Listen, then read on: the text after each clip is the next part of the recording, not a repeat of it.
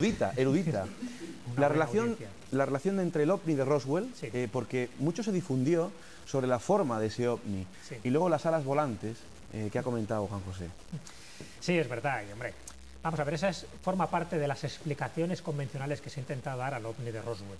El ovni de Roswell solo tiene dos explicaciones, o tres, por decirlo así. Una que fuera todo mentira, de lo cual nadie está por esa labor. Otra es que realmente cayera un aparato alienígena. Y la otra es que fuera un aparato humano, pero con una tecnología que se desconocía en ese momento, que fuera un prototipo. Si es un prototipo, solo puede ser de esos lugares. Uno era prototipo norteamericano y el otro que fuera un prototipo de los que se dicen que estuvo desarrollando la Alemania nazi y que pudo, pues, bueno, haber generado muchos avistamientos falsos, entre comillas. Yo particularmente no me lo creo, es decir, se sabe muy bien qué prototipos son los que estaba diseñando Alemania, se sabe que ninguno funcionó, que todo quedó en prototipos, que ninguno llegó a volar, se sabe porque toda la documentación fue incautada. Entonces, bueno, pues tenemos mucha información. Sí es más probable, para los que siguen un poco esta hipótesis de que realmente estamos hablando de un prototipo, lo que realmente cayó en Roswell y en otros lugares, como en Aztec, por ejemplo, sí serían prototipos norteamericanos que en aquel momento se estaba investigando, como las famosas alas Nostromo, que generó pues muchísima literatura alrededor de eso. Otra cosa es que fueran muñecos, aquello que realmente cayó y que fueron confundidos con alienígenas. Hay toda una tergiversación muy interesada en torno a Roswell. Pero haciendo un poco hincapié en la pregunta que hace Juan José, yo particularmente creo que lo que cayó en Roswell no era para nada un prototipo alemán, y menos que tuviera que ver con la última etapa nazi, donde se sabe que ningún prototipo de esos llegó a prosperar, a pesar de que algunos tenían esa forma, a la delta, incluso algunos con la forma circular, que son el caso conocido, ¿no?, de los UFOs. ¿Tenemos alguna consulta? Meli, buenas noches. Adelante. Yo quería preguntarle a Jesús por las lámparas perpetuas. Ese era tema también que podíamos haber tocado esta noche. Tecnología de la antigüedad. Ahora, a mí me interesa muchísimo también ese tema, porque todo lo que tenga que ver con la tecnología en la antigüedad, y aquí no estamos hablando incluso de la Edad Media, porque mira que en la Edad Media se encontraron bastante de estas lámparas, sino que estaríamos hablando de épocas anteriores incluso al Imperio Romano, pues hombre, me llama mucho la atención, y me llama porque no es una leyenda, sino que son muchas. Cuando varias leyendas lo que intentan es decir con distintas palabras en distintas épocas un mismo hecho, un mismo fenómeno, en este caso un fenómeno tan extraño como que se encontraron lámparas, candiles, velas, da igual como queramos llamarlo, que permanecían encendidas después de 10 años, 15 años, un siglo, 2 siglos o hasta 15 siglos, hombre, sorprende. Y cuento un par de ejemplos. Se sabe que en el siglo XVI, cuando Enrique VIII, anglicano, él, pues quiere bueno, pues hacer una especie de expolio a muchas de las tumbas católicas que había en aquel momento. Se profanan muchas de ellas, bueno, pues un poco por el desmadre religioso que había en aquel momento, y cuando se entra en alguna de esas tumbas, que eran auténticas cavidades, panteones, descubren que habían velas, candiles, que todavía permanecían encendidos a pesar de que el enterramiento había ocurrido años antes. En aquella época, también en el siglo XVI, estamos hablando, se desentierra la tumba de Tulia, que era la hija de Cicerón, y cuentan las crónicas, estamos hablando del siglo XVI, no épocas tan antiguas, pero esa tumba tenía 15 siglos. Bueno, pues cuando abren lo que era el panteón, se encuentran que también había una especie de candela, de llama perpetua, con algo, con un combustible que ha desaparecido, por lo menos que no tenemos constancia. Bueno, pues esto es un hecho que se va repitiendo continuamente. En el año 1085, cuando Alfonso VI reconquista Toledo, por ejemplo, de las tropas musulmanas, y reconquista también Madrid, y excava en lo que es la antigua muralla de la Almudaina, y de ahí viene el nombre de la Almudena, cuando aparece una Virgen Negra, aparece la Virgen Negra en Madrid, junto con dos candiles que también tienen una llama que es inextinguible, es decir, se apaga justo cuando se abre el contacto con el oxígeno. Pero claro, estamos hablando de que son tanto el Cristo de la Luz que aparece en Toledo como esta Virgen Negra, son imágenes religiosas que se ocultan y se entierran justo cuando ocurre la invasión musulmana, en el año 711. Estamos hablando de que durante más de 3 siglos, si hemos de creer estas leyendas, estarían estas lámparas perpetuas alumbrando, ¿no?, esa imagen religiosa. ¿Cuál es el misterio? El misterio es que ha habido, porque claro, negar todo eso me parece que es absurdo. Es decir, algún tipo de combustible que se conocía en la antigüedad, que era un conocimiento solo perpetuado por determinadas sociedades secretas, que servía con una finalidad muy ritual, muy religiosa. Siempre se encuentra en lugares donde hay o bien tumbas, muertos o imágenes religiosas, y que se ha olvidado o se ha perdido ese conocimiento tecnológico.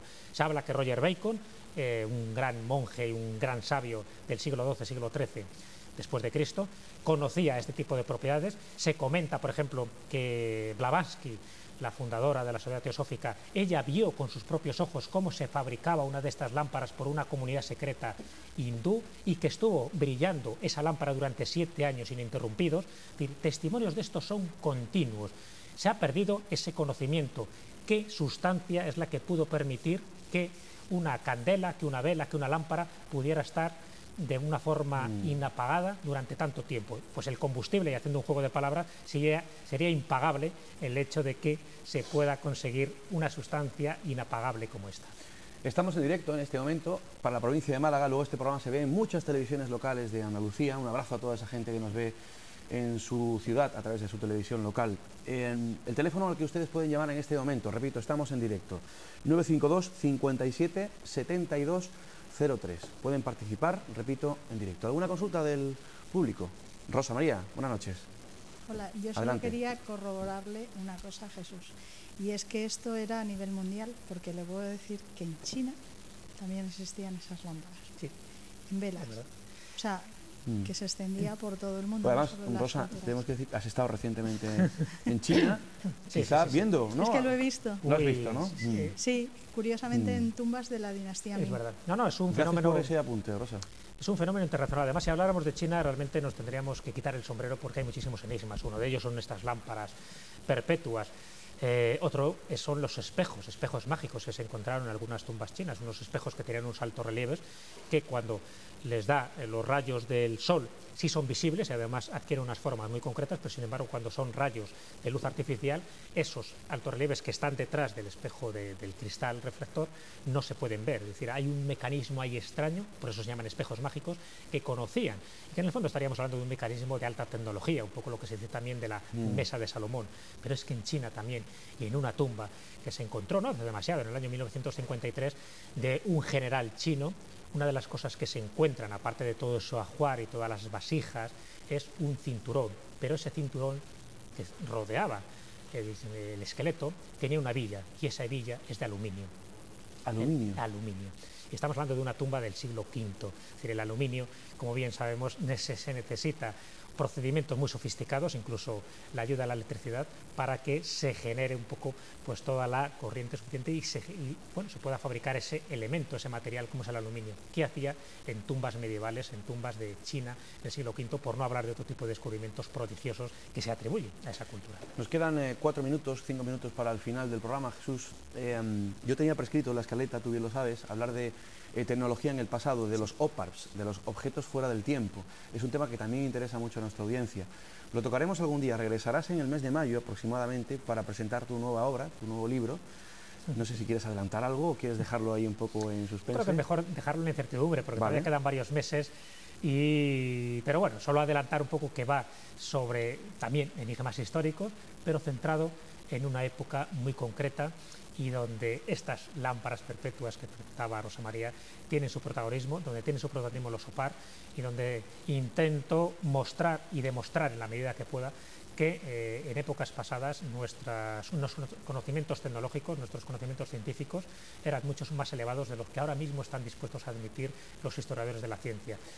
Para ir concluyendo, Jesús, vuelvo al tema del proyecto HARP, sí, que es un tema creo que preocupante. ¿Pueden manipular el clima? ¿Con qué objetivo? ¿Quiénes? ¿Para qué? Y si podemos hacer algo, la sociedad. Empiezo por la última. En principio no podemos hacer nada. Estamos en manos de grupos no tanto secretos, pero sí en grupos que tienen sus propios intereses militares, no lo olvidemos.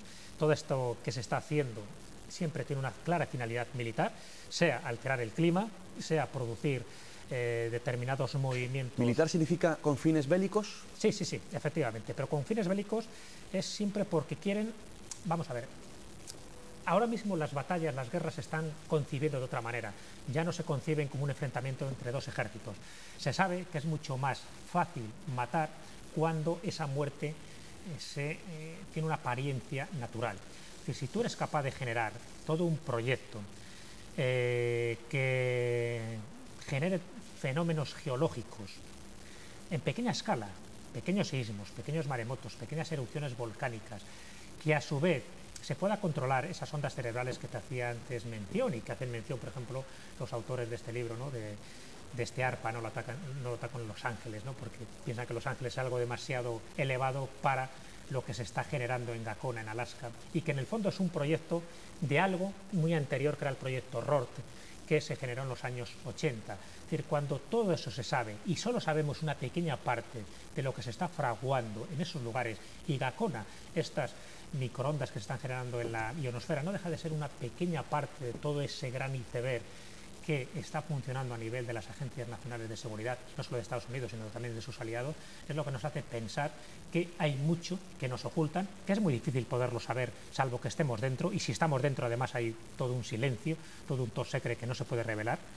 Entonces solo podemos, bueno, pues pensar que lo que nos están haciendo en principio es para bien de ellos, con finalidades militares y para intentar neutralizar cualquier movimiento terrorista, por lo menos es la versión oficial que nos quieren dar, antes de que esto se produzca. Si ellos dan el primer paso, si ellos saben dónde están esas armas terroristas, esas armas nucleares, dónde están incluso los yacimientos petrolíferos y los yacimientos de gas natural, dicen que eso está haciendo un bien para la humanidad. Hasta ahí, perfecto. Lo malo es cuando están interfiriendo, y hay cada vez más voces críticas en ese sentido, en la climatología, donde muchos de estos fenómenos que se están produciendo pueden ser provocados por la mano humana. Si esto es así, yo por lo menos estaría muy intranquilo, porque si algo ocurre y si tengo que morir por un terremoto, preferiría que fuera natural, no que me lo estén provocando desde alguna parte del mundo y con fines adversos. Están, por decirlo de alguna forma, como a nivel genético, a nivel de clonación, intentando querer ser Dios o jugar a ser Dios. Siempre han intentado ser Dios. En el momento que tú eres capaz de crear vida y de matar, también estás generando una posibilidad de ser dioses. Todos, en el fondo, en pequeña escala, queremos ser dioses y todos somos dioses en general, ¿no? Y esto es toda una teoría mística que se puede desarrollar. Pero cuando tiene finalidades bélicas es lo preocupante. Claro que quieren ser dioses. Si tú eres capaz de modificar, de crear una aurora boreal, y además lo dicen de los más ufanos, ¿no? Dice, hemos creado una aurora boreal, fíjate qué buenos somos. Cuando te dicen eso, dice, ¿qué es lo que no sabremos? Si esto es lo que sabemos, ¿qué es lo que nos ocultan? Yo no quiero que ellos jueguen a ser dioses, yo quiero ser Dios de mi propio microcosmos y de mi propio universo. Y si yo quiero generar vida, la genero en mi pequeña escala, que es teniendo hijos con mi pareja, pero que nadie decida por mí lo que tengo que ser o cuándo tengo que vivir. Señoras, señores, amigos, hoy hemos presentado este fantástico libro, Enigma. Todas estas cuestiones que hemos tratado hoy están vertidas en este fantástico libro de ediciones Temas de Hoy. De las pirámides de Egipto al asesinato de Kennedy. Jesús, dale un fuerte abrazo de parte de este programa a Juan Antonio Cebrián, a Carlos Canales y al buen amigo Bruno Cardeñosa. Felicidades por este trabajo, 10ª edición ya, felicidades. Sí. Y bueno, pues que ha sido un placer tenerte nuevamente en este espacio. Te espero el miércoles 10 de mayo, hemos quedado. Toma, largo lo fiamos, pero bueno, aquí estaré. Sí, los dioses y Har nos lo permiten. Muchas gracias, Jesús, gracias por venir. A ustedes ya emplazarles para la semana que viene, donde vamos a hablar de códigos ocultos. Y preguntarán ustedes, ¿códigos ocultos de qué? Pues no se lo voy a revelar, va a ser toda una sorpresa. Tendrán una cita aquí en Mis Enigmas Favoritos dentro de 7 días. Un abrazo muy fuerte de todo el equipo de Mis Enigmas Favoritos. Que sean felices, buenas noches.